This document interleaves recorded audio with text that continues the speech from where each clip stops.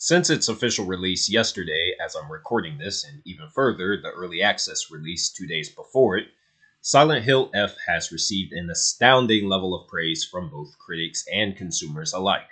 Having scored in the mid-80s range on Metacritic, gaming journalists have engorged the game with high scores. The same goes for the user reviews, using that term loosely, on Steam, as no one region has been negative regarding the game's quality.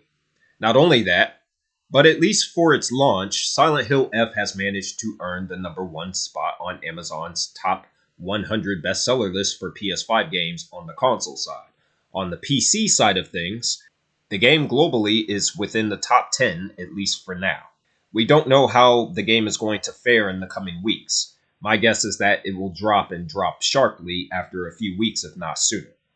As someone who has played the game from start to finish on the hard difficulty setting, which really is just normal, despite the name, I must say that I'm perplexed that this game is getting the positive reception it's getting, cause in all honesty, it really doesn't deserve it, and I'm far from the only person who thinks so. From the negative user reviews and the more critical professional reviews, players have expressed a great deal of disappointment, some even going as far to say that the game isn't remotely Silent Hill. Now, I'm not going to go that far and say that this isn't a Silent Hill game, as it clearly borrows a lot of reoccurring tropes that the series is known for, both in game design and storytelling. Nevertheless, I find it difficult to understand why there are so many people in this fan base who are deliberately being dishonest about this game. I saw one comment, for example, from some clown who apparently was mad at IGN because IGN gave the game a 7, and this person foolishly believes that the game should have been given a 9. From my experience, and as someone who regularly covers video games and has been doing so for over half a decade, I can say with confidence that this person and other people like them are full of shit. Silent Hill F is easily, without a doubt, not just the strangest game I've played all year, but it's the strangest game I've played all generation. And no, that's not hyperbole. It's a curious case because when you look at Silent Hill F from a distance at face value, there are a few things to like here. The level design is generally good. The art direction is solid. The performance specifically on PC is fine-tuned. I personally experienced 0 crashes. The loading was fast, and the stuttering was kept to a bare minimum even on higher graphical settings.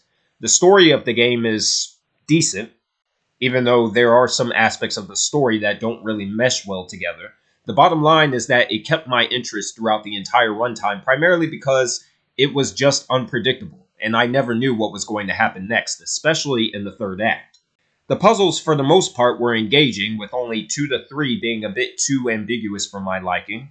Overall, most of the game is solid. So, what's the problem? I'll put it like this. You have all these elements of the game that are good, but the one element that the game places great emphasis on and routinely forces you as the player to engage with it just so happens to be the weakest part of the entire game. And that's the combat system. This fucking combat system effectively single-handedly ruins the entire game. I've never seen some shit like this where the combat gameplay of any video game is so bad, so egregiously terrible that it kills the entire experience.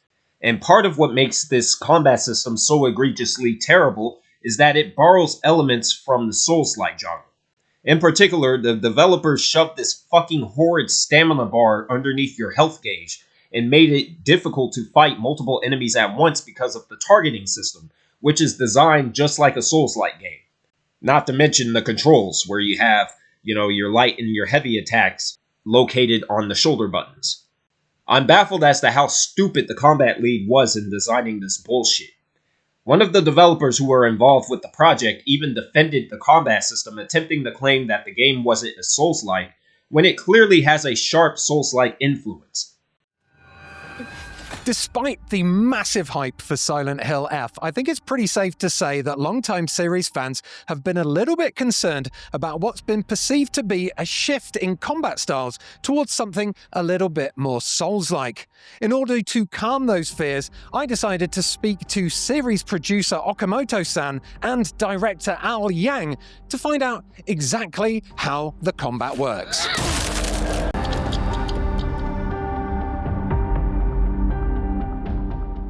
So this is one of the things that we see the term Souls-like being thrown around on the internet quite a bit. And I think it's a label that's a little bit disingenuous right now. So I think a lot of modern players, they'll see like, oh, there's a stamina meter, there's a dodge, and they're like, okay, it's a Souls-like. But to be very honest, a lot of these things we actually pulled from classic Silent Hill titles. So if you look at Silent Hill 4, there's a charge meter in there for your attacks, kind of like our focus meter. And then for even Silent Hill 3, there's a stamina meter. You see it later on, but these things aren't new and exclusive to Souls-like games. They've been part of action horror games for a very, very long time. And for us, we think it's a label that if you have these things, you're labeled as a Souls-like. And we'd like to reiterate that we are an action horror game, but we are not a Souls-like.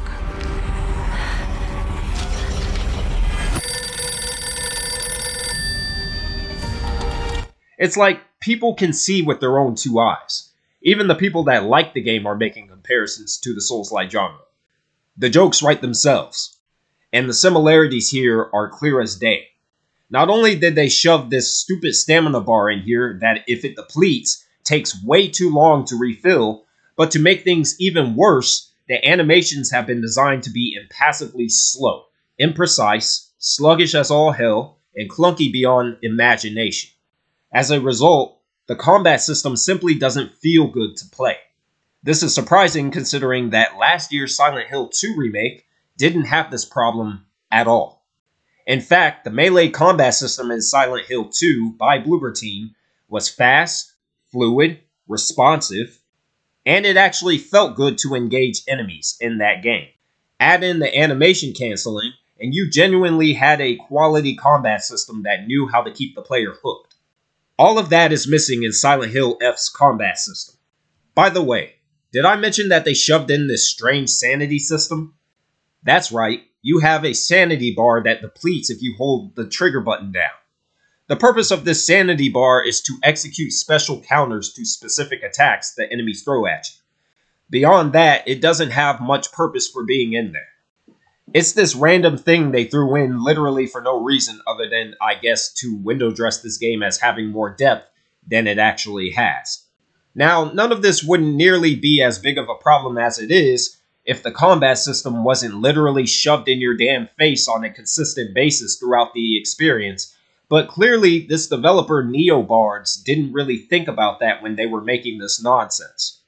And to the clowns saying that they liked the combat system in this game, and that this game deserved the 9 out of 10 scores it's received, I hope you like getting stuck in the corner surrounded by enemies who don't have to worry about a regressive, outdated stamina bar on screen like you do as the player attempting to engage with a broken system that's neither thrilling nor fun.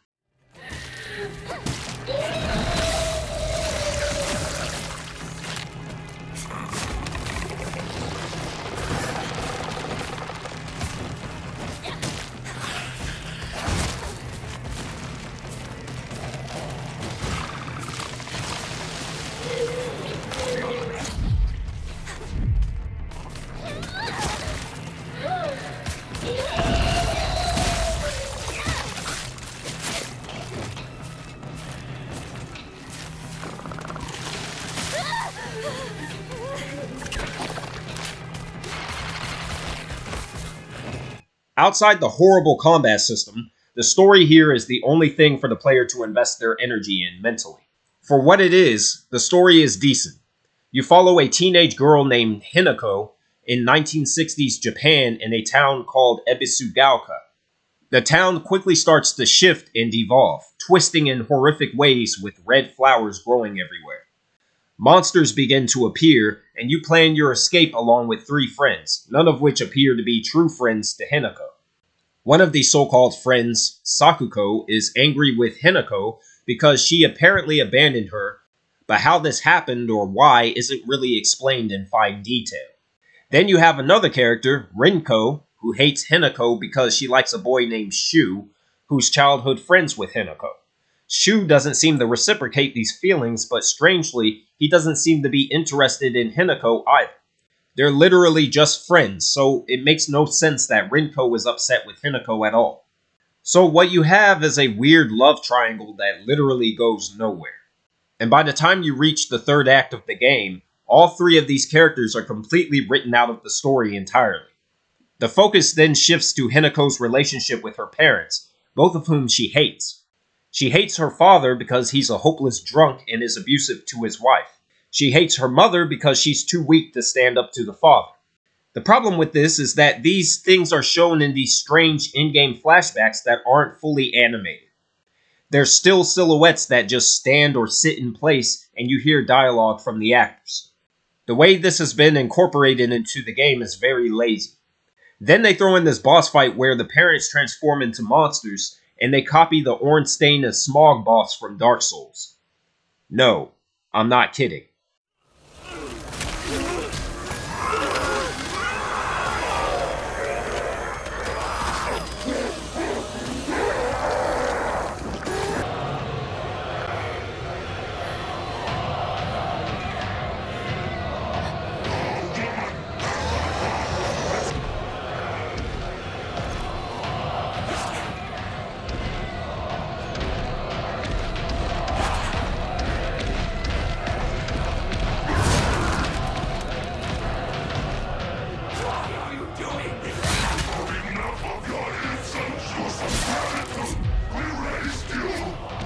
You have this strange dark realm with this shrine that you visit in the game, which is implied to be in Hinako's mind.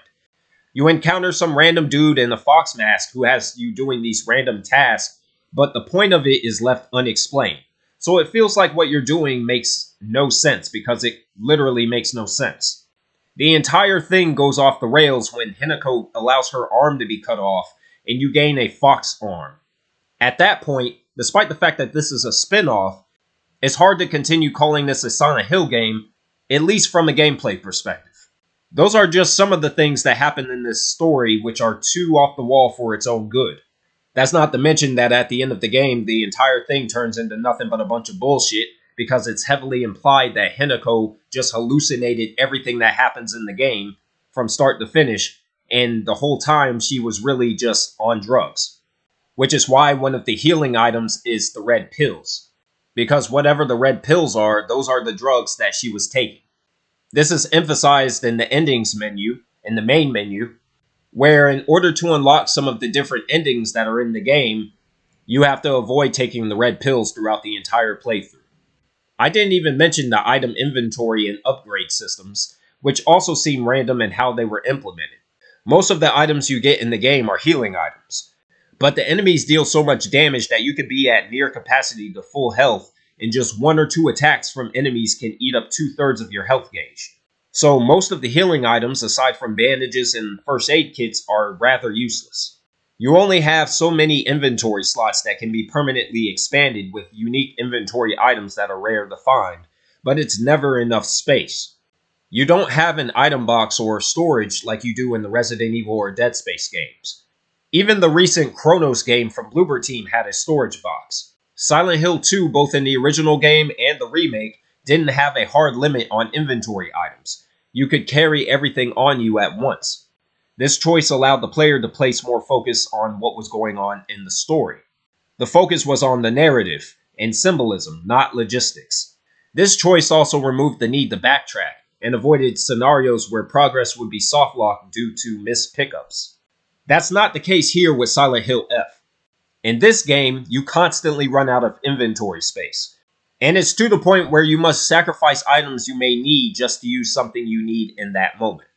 The game doesn't know whether it wants to be a traditional survival horror game, or if it wants to be more of a narrative-driven experience like the older Silent Hill games. The upgrade system isn't much better because to upgrade your stats, you not only need a currency known as faith, but you also need these rare special items that are a one-time use to upgrade any of your stats. By the end of my first playthrough, I only had one fully upgraded stat, which was my health, and the rest weren't really touched at all. When you look at the package as a whole, this honestly would have been much better as a movie than a video game. Despite its problems, the story had enough intrigue to where a 2-hour format for a feature film would have suited this project far better than a 10-plus hour extravaganza full of conflicting design choices and pacing issues. That's ultimately the biggest problem with Silent Hill F. At the end of the day, when all is said and done, it's just not a fun game to play. It's not fun to sit down with a controller in hand, or mouse and keyboard if you're weird and into that sort of thing, to press buttons and engage with this on a pure interactive level. Silent Hill F sucks at the one thing it ultimately is. It sucks at being a game. You see, the Resident Evil games, the Dead Space games, the Silent Hill 2 remake, etc., these are games that have good storytelling, generally speaking, but they are also fun to play.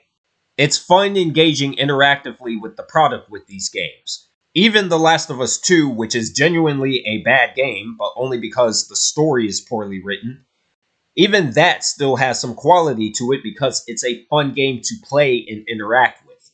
It just stumbled in the writing department. Silent Hill F, however, routinely goes out of its way to be as frustrating and as mind-numbing an experience as possible thanks to a strange inventory and upgrade system and a god-awful combat system that's forced on the player.